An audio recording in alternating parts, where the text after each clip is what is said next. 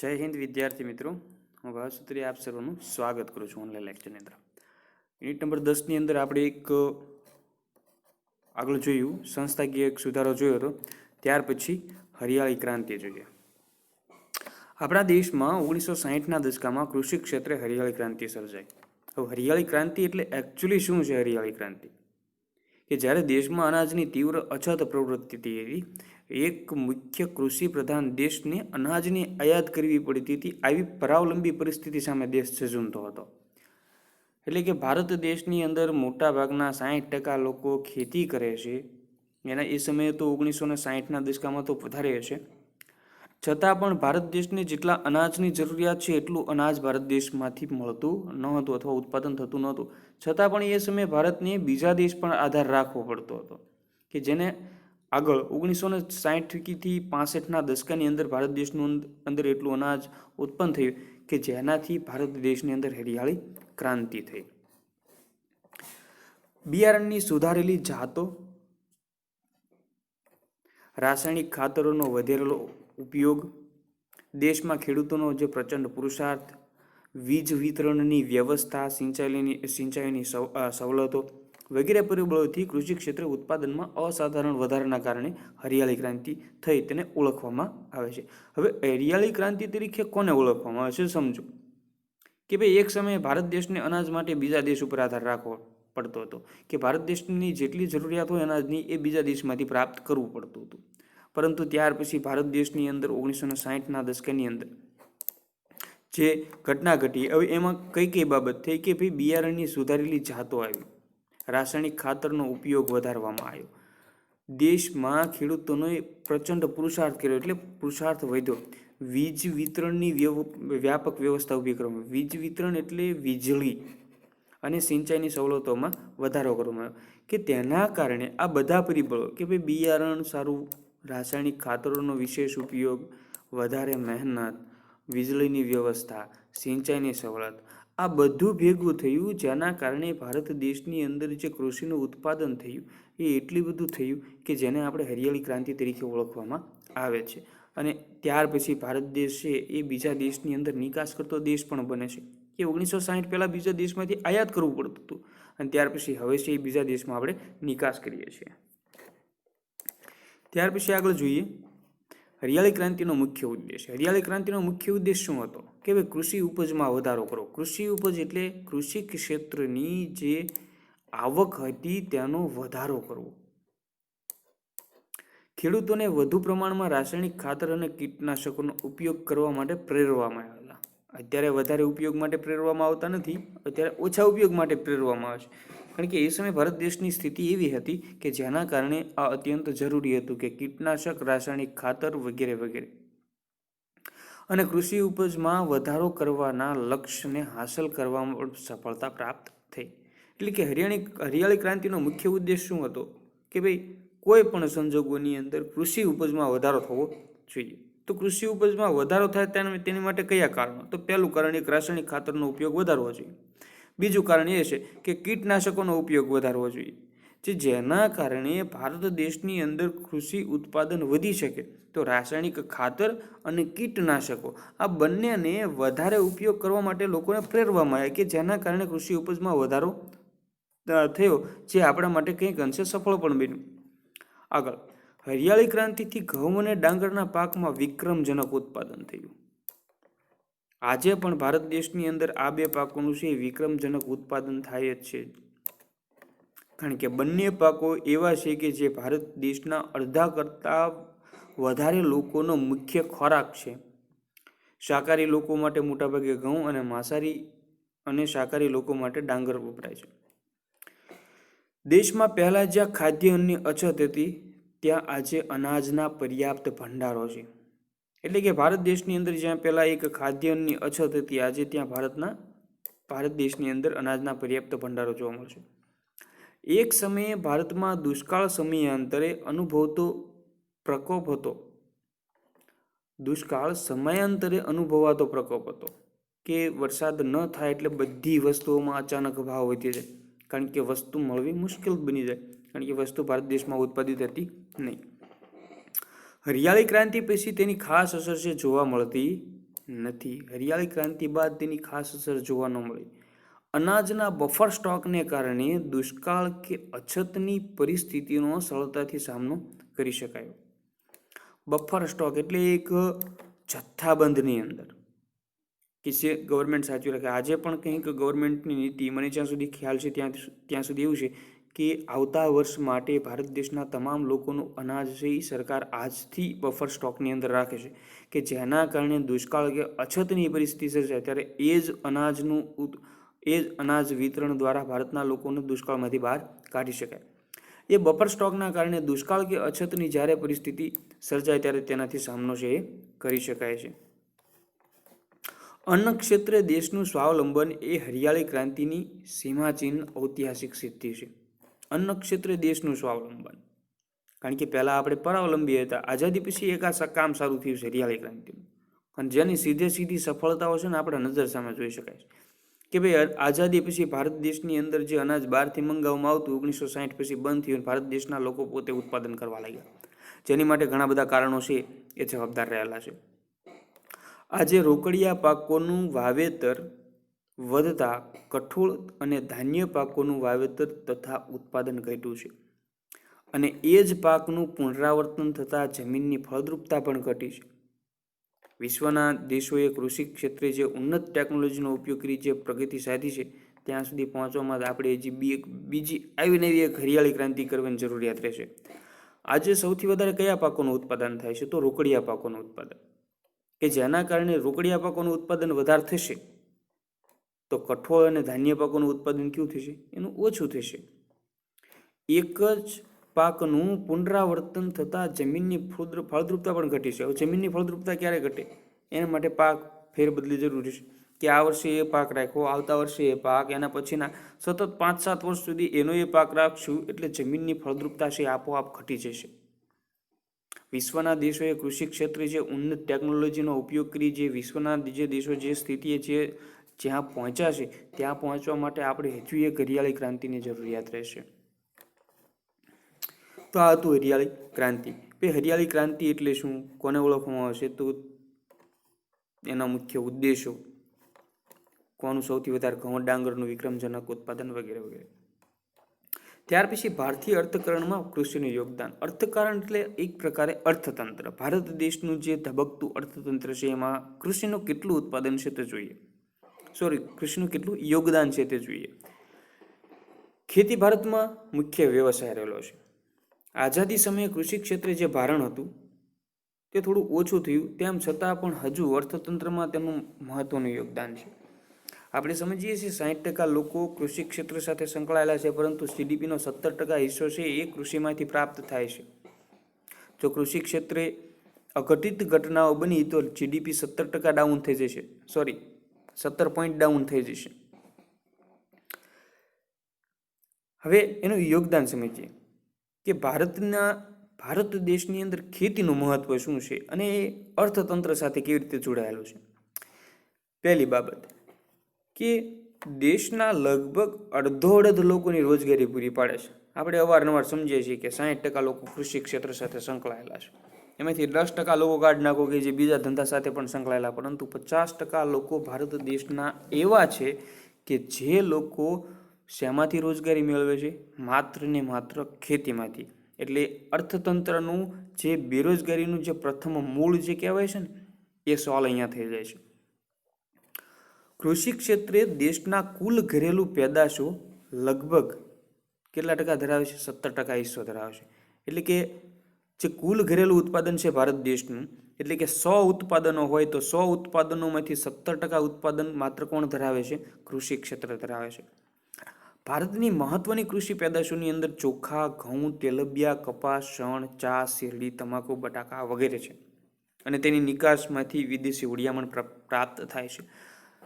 ચોખા, ઘઉં, તેલબિયા, કપાસ, શણ, ચા, શેરડી, તમાકુ વગેરે છે એનું ઉત્પાદન ભારતમાં અવિરત થાય છે, પરંતુ હજુ પણ વધારે ઉત્પાદનની જરૂરિયાત છે, કારણ કે જેટલું વધારે ઉત્પાદન ભારત દેશની અંદર થશે એટલું જ ભારત દેશમાંથી બીજા દેશની અંદર નિકાસ કરી શકાય છે અને એમાંથી વિદેશી હુંડિયામણ છે પ્રાપ્ત કરી શકાય છે. ખેત પેદાશના ઉત્પાદનમાં વિશ્વભરમાં ભારત બીજા સ્થાને છે. ખેત પેદાશોના ઉત્પાદનમાં જે ઓલ ઓવર ખેત પેદાશન છે એમાં વિશ્વમાં ભારતનું સ્થાન કયું છે? બીજું છે. સુતરાઉ કાપડ, ખાંડ, કાગળ, તેલ વગેરે ઉદ્યોગો તેમજ તેમની ખાદ્ય સામગ્રીને લગતા જે પ્રસંસ્કરણ ઉદ્યોગો છે તેનો કાચો માલ ખેતીમાંથી જ આવે છે. હવે ઘણા બધા એવા ઉદ્યોગો છે કે જે ઉદ્યોગોનો કાચો માલ કોણ પૂરો પાડે છે? માત્ર ને માત્ર ખેતી પૂરો પાડે છે. હવે સુતરાઉ કાપડ છે શેમાંથી બને? કપાસમાંથી. ખાંડ શેમાંથી બને? શેરડીમાંથી. કાગળ શેનામાંથી બને? વૃક્ષના જે પોચા લાકડામાંથી. તેલ શેમાંથી બને? તો એના જે તેલબિયામાંથી. તો આવા મોટા ભાગના જે ખાદ્ય સામગ્રીને લગતા પ્રસંસ્કરણ ઉદ્યોગો છે એ ઉદ્યોગોનો કાચો માલ ખેતીમાંથી જ પ્રાપ્ત થાય છે. જેટલું ભારત દેશની અંદર આ ઉદ્યોગો માટેનું જે કાચો માલ છે એનું ઉત્પાદન વધશે એની સામે એટલા જ ઉદ્યોગો વધશે. 20-25 વર્ષ પહેલાં બોટાદમાં આપણે આટલી બધી મિલો નહોતી. કપાસનું જેવું ઉત્પાદન વધ્યું બોટાદની અંદર મિલો ઢગલો થઈ ગઈ. અમરેલી બાજુ આપણે જઈએ તો મગફળીની જે મિલો છે એ 25-30 વર્ષ પહેલાં એટલી બધી નહોતી, પરંતુ અત્યારે મગફળીનું ઉત્પાદન વધતા એની મિલો બની. તો આમ ખેત પેદાશનું જે ઉત્પાદન છે જેના કારણે તેને લીધે ઘણા બધા ઉદ્યોગોનો વિકાસ પણ થઈ રહ્યો છે. કૃષિ ભારતના લોકોને ખોરાક પૂરો પાડે છે. સર્વ સામાન્ય બાબત કે આપણા ખોરાક માટે સૌથી પ્રથમ જરૂરિયાત હોય તો કૃષિ. જોકે અનિયમિત અને અનિશ્ચિત વરસાદને કારણે, સિંચાઈની અલ્પ સગવડોને કારણે ખેતી ક્ષેત્રે જે વૈશ્વિક ભારતનો જે દેખાવ છે એ યોગ્ય રીતે રહ્યો નથી. હવે અમુક કારણો એવા પણ છે કે જે આઝાદીથી આજ દિવસ સુધી સોલ્વ થઈ શક્યા નથી. આઝાદીના સમયે 50% લોકો ખેતી ક્ષેત્ર સાથે હતા અને આજે 2020 એટલે કે 70-75 વર્ષ છતાં પણ એટલા જ ટકા લોકો ખેતી ક્ષેત્ર સાથે સંકળાયેલા છે, પરંતુ એની આવકમાં કોઈ ખાસ વધારો થઈ શક્યો નથી. એની પાછળના ઘણા બધા કારણો છે કે સરકારની નીતિ, અનિશ્ચિત વરસાદ, સિંચાઈની સગવડો ન હોય, વૈશ્વિક બજારોની અંદર ભારતનો જે દેખાવ છે યોગ્ય ન હોય વગેરે વગેરે. અહીંયા એક ટોપિક આપેલો છે કે ભારતમાં અનાજનું ઉત્પાદન 2009-10ની અંદર 218 કરોડ ટન, 11-12ની અંદર 244, 11-12ની અંદર 259, 13-14ની અંદર 265.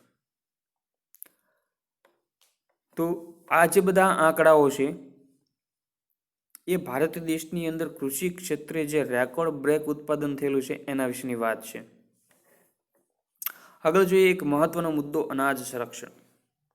આજે કોઈ પણ દેશ માટે અનાજ સુરક્ષા જરૂરી છે. જો અનાજની માંગ વધતી જતી હોય અને અનાજની મોટા પાયે આયાત કરવી પડતી હોય તો તે દેશ માટે રાજકીય સ્વતંત્રતા જોખમમાં મુકાઈ શકે છે.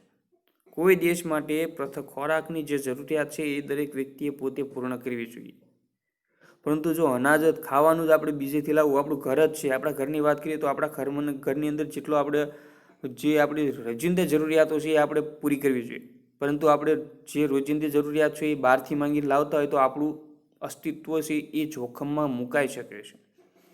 હરિયાળી ક્રાંતિને લીધે અનાજ ઉત્પાદનમાં સ્વાવલંબી બન્યા છીએ આપણે. હા, હરિયાળી ક્રાંતિના લીધે ભારત દેશ છે એ અનાજ ઉત્પાદન કરવા માટે સ્વાવલંબન બન્યો છે, પરંતુ જેટલો જોઈએ તેટલો વિકાસ થયેલો નથી.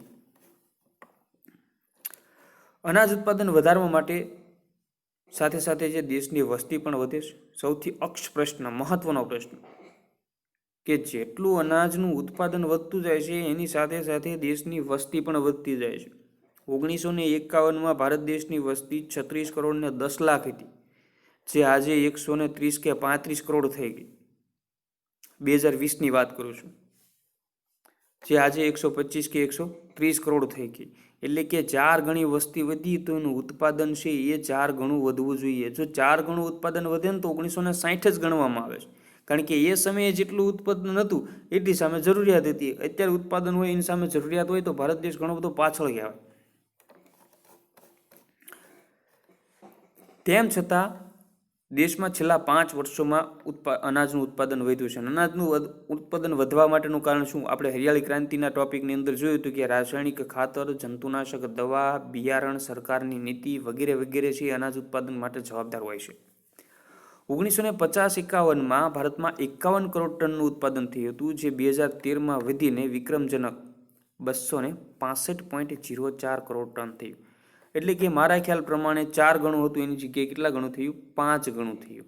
એટલે કંઈ ખાસ મારા ખ્યાલ પ્રમાણે આ ભારત દેશનો વિકાસ કહી શકાય નહીં, કારણ કે વસ્તી કેટલા ગણી વધી?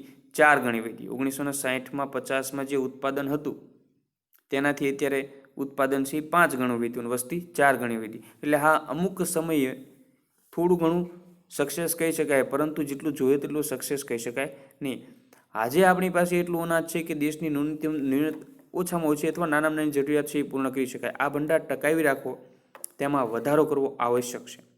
અનાજનો બફર સ્ટોક ઊભો કરીને દુષ્કાળ કે ઓછા અનાજ ઉત્પાદન સમયે અનાજની તંગી છે એ અટકાવી શકાય છે. અનાજની તંગી ક્યારે અટકાવી શકાય? કે માનો કે આ વર્ષે અતિશય બફર સ્ટોકની અંદર ઉત્પાદન થયું છે, પરંતુ આવતા 2 વર્ષની અંદર કદાચ ન પણ થાય, વરસાદ ઓછો હોય, અનિયમિત હોય, અતિશય વરસાદ હોય, તો અનાજનું જેટલું જોઈતું એટલું ઉત્પાદન ન હોય, તો એના માટે એક વિકલ્પ છે બફર સ્ટોક રાખવો. એટલે જથ્થાની અંદર સાચવી રાખો કે ભાઈ આ વર્ષે જેટલું અનાજ ઉત્પાદન થયું છે એ બધું સરકાર ખરીદી અને પોતાની પાસે રાખે. જેવી જરૂરિયાતો લોકોને આવે ત્યારે એ બફર સ્ટોક છે એ દુષ્કાળ કે ઓછા જ્યારે અનાજનું ઉત્પાદન થયું હોય, તો જ્યારે અનાજની તંગી ઉદ્ભવે ત્યારે એ છે એ વેચી શકાય. અનાજના ગોદામમાં રહેલા અનાજને સાચવવાની વૈજ્ઞાનિક પદ્ધતિ અપનાવી જોઈએ, જેથી અનાજનો બગાડ થતો અટકી જાય. આપણે ઘણી વખત જોઈએ છીએ કે અનાજના ગોદામમાં જ આગ લાગે, ત્યાં જ પાણી ભરાય. તો આ બધું શું સૂચવે છે? ભારતની અંદર અમુક ભારત સરકારની નીતિઓના કારણે આવું બધું થાય છે. આ અનાજ હજારો ગરીબ પરિવારોને વિના મૂલ્યે આપીને ભૂખ મિટાવી શકાય છે. અનાજનો બગાડ થતો અટકાવવો તે આપણે અત્યારની નહીં, આવનારા સમયની પ્રાથમિક દરેકની જરૂરિયાત છે. અનાજના સંગ્રહણ અને પ્રબંધનની વ્યવસ્થા સુદૃઢ કરવી તે અતિ આવશ્યક છે.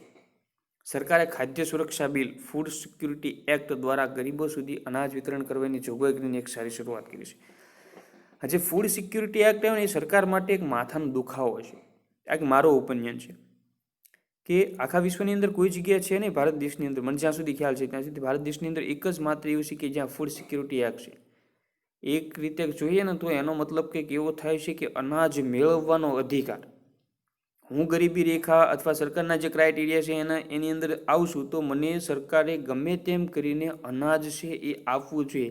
એ પછી 1 રૂપિયો આપે, 10 રૂપિયા કિલો આપે કે 100 રૂપિયા કિલો આપે, પરંતુ કોઈ સરકાર એવું નહીં કરે 100 રૂપિયા કિલો, નહીંતર આવતી વખતે મત નહીં મળે. એટલા માટે તેને ઓછા પૈસે હંમેશા વેચવું જોઈએ. આગળ છે ભારતની ખેતી પર વૈશ્વિક અસરો. ભારતનો ખેડૂત તેની ખેત પેદાશોને વૈશ્વિક બજારમાં વેચીને નફો મેળવી શકે એવા હેતુથી ખેતીને વૈશ્વિકરણની નીતિમાં મૂકવામાં આવી છે, પરંતુ સંપૂર્ણપણે મૂકવામાં આવેલું નથી. વૈશ્વિકરણના લીધે ખેતી ક્ષેત્રે કેટલાક બધા પરિવર્તનો આવ્યા છે. લોકો આંતરરાષ્ટ્રીય વસ્તુઓ વેચવા માટે થોડા તત્પર થયા છે. આપણે અવારનવાર સાંભળીએ છીએ કે આ ખેડૂતે આવા પ્રકારનું ઉત્પાદન કરી ઘણા બધા પૈસા એમાંથી અથવા ઘણી બધી આવક મેળવી. ખેતી પાકોને નિકાસ કે આયાત કરવા માટે પ્રક્રિયા સરળ કરાય છે. એટલે કે સરકારની નીતિ એવી છે કે જેના કારણે આયાત અને નિકાસ છે સરળતાથી કરી શકાય. ગુજરાતમાંથી કપાસ, મરચાં, તલ ચીનના બજારમાં અને વિશ્વના વિવિધ ફળો ભારતના બજારમાંથી મળતા થયા છે. હવે ગુજરાતમાંથી કપાસ, મરચાં, તલ છે ચીનના બજારમાં સહેલાઈથી પ્રાપ્ત થઈ શકતું હોય અને વિશ્વના જે વિવિધ ફળો છે તે ભારતના માર્કેટમાં મળતા થયા. આવું ક્યારે બને કે ભારતનું ઉત્પાદન બીજા દેશમાંથી મળે અને બીજા દેશનું ઉત્પાદન ભારતમાં સરળતાથી પ્રાપ્ત થાય? તો એના માટે સરકારની કંઈક હકારાત્મક નીતિ હોવી જરૂરી છે. વૈશ્વિકરણથી ભારતમાં બહુરાષ્ટ્રીય કંપનીઓ દ્વારા વેચવામાં આવેલા મોંઘા ભાવના જેનેટિકલ મોડિફાઈડ બીટી બિયારણો આવ્યા. તેના લીધે ખેતી ખર્ચાળ બની. જોકે કપાસ અને મકાઈમાં તેનાથી ઉત્પાદનમાં વધારો થયો છે. હવે જેનેટિકલ મોડિફાઈડ જેને આપણે જે બીટી બિયારણ કહીએ છીએ, બાયોટેક બિયારણ જેને કહીએ છીએ, તે ભારત દેશની અંદર બહુરાષ્ટ્રીય કંપનીઓથી કે આવ્યા તો ખરા, પરંતુ તે અતિશય મોંઘા બન્યા. તેના માટે સરકારે હર હંમેશ પ્રયત્ન અત્યારે પણ કરી રહી છે અને એ સમયે પણ કરતી હતી, જેના કારણે ખેતી થોડી ખર્ચાળ દિવસે દિવસે બનતી જાય છે. તેનાથી ભારત દેશની અંદર બીટી જે કપાસ છે તેનાથી કપાસ અને મકાઈનું જે ઉત્પાદન હતું એ ઉત્પાદન અતિશય વધી ગયું. કેટલાક ઉત્પાદકોને વૈશ્વિક બજાર પ્રાપ્ત થતાં તેમાં પેટન્ટ રજિસ્ટરની જરૂરિયાત ઊભી થઈ. વિશ્વના બજારમાં આપણી ગુણવત્તાસભર કૃષિ પેદાશની પેટન્ટ દેશના નામે નોંધાવવી જરૂર છે. હવે પેટન્ટ રજિસ્ટર એટલે એવી બાબત કે એના જેવી બીજી કોઈ વસ્તુ છે એ વેચી શકતા નથી. ફોર એક્ઝામ્પલ એક રીતે જોઈએ તો કોપીરાઇટ. હું કોઈ વસ્તુ બનાવું, આંતરરાષ્ટ્રીય કક્ષાએ તેનું પેટન્ટ રજિસ્ટ્રેશન કરાવું, તો એના જેવી સેમ એવી વસ્તુ કોઈ બીજા બનાવી શકતા નથી, જેને પેટન્ટ રજિસ્ટ્રેશન તરીકે ઓળખવામાં આવે છે. તો ભારત દેશની અંદર જે વૈશ્વિક બજારો પ્રાપ્ત થતાં પેટન્ટ રજિસ્ટ્રેશનની જરૂરિયાત જે ઊભી થાય છે, પણ ક્યારે થાય કે જ્યારે આપણે ગુણવત્તાસભર ભારત દેશની અંદર ઉત્પાદન કરતા હોય ત્યારે. ભારતે કૃષિ ક્ષેત્રે વૈશ્વિક બજારોમાં થતી સ્પર્ધાનો સામનો કરવા નવી ટેકનોલોજી અપનાવી ગુણવત્તા પર ધ્યાન કેન્દ્રિત કરવું પડશે. હવે કૃષિ ક્ષેત્રે માત્ર ભારત દેશની અંદર નહીં, ભારત દેશનું હવે પૂરું થયું, અહીંયા અનાજ ઉત્પાદન થઈ ગયું, દરેક લોકોને મળવા લાગ્યું, પરંતુ કૃષિ એક ઇન્કમનો સ્ત્રોત ગણી ભારતની કૃષિને વૈશ્વિક સ્તરે લઈ જઈ તેમાં જે સુધારાઓ અને ગુણવત્તા લાવવી પડે એ લાવવાની જરૂર છે. કૃષિ ક્ષેત્રે જેટલા જોડાયેલા જે લોકો છે તેમની આર્થિક ઉન્નતિ અને સદ્ધરતા વધારવી જોઈએ. આયોજનબદ્ધ પગલાં ભરવા, વધતી જતી વસ્તી અને ભવિષ્યમાં વધનાર જે કૃષિ પેદાશોની માંગ છે તેની સાથે આર્થિક પ્રગતિઓની વિકાસ કૂચ જાળવી રાખવી જોઈએ, જેના કારણે આપણે બીજી હરિયાળી ક્રાંતિ છે એ કરી શકીએ. તો પ્રથમ હરિયાળી ક્રાંતિ જે આપણે અનાજ માટે કરીને, તો મારા ખ્યાલ પ્રમાણે બીજી હરિયાળી ક્રાંતિ છે આપણે ખેતીમાંથી વધારે સારું ઉત્પાદન અથવા તો વધારે રોજગારી માટે કરી શકીશું. તો અહીંયા આપણો આ પાઠ પૂર્ણ થાય છે. દરેક વિદ્યાર્થીઓ આ પાઠનું સ્વાધ્યાય છે એ પોતાની બુકની અંદર લખી લેજો. અને વિદ્યાર્થીઓને એક બાબત કહી દઉં કે હું ગમે ત્યારે કોઈ પણ વિદ્યાર્થીને ફોન અમે કરીએ છીએ. ઘણા વિદ્યાર્થીઓ અમારા ફોન ઉપાડતા નથી, એટલે એવું નહીં કરવાનું. એ અમારા ફોનો છે એ ઉપાડવાના. અમે તમને સારા માટે ફોન કરતા હોઈએ છીએ કે ભાઈ લેક્ચર કેવી રીતે ભરે છે, તૈયારી કેવી રીતે કરે છે, વગેરે વગેરે. આભાર.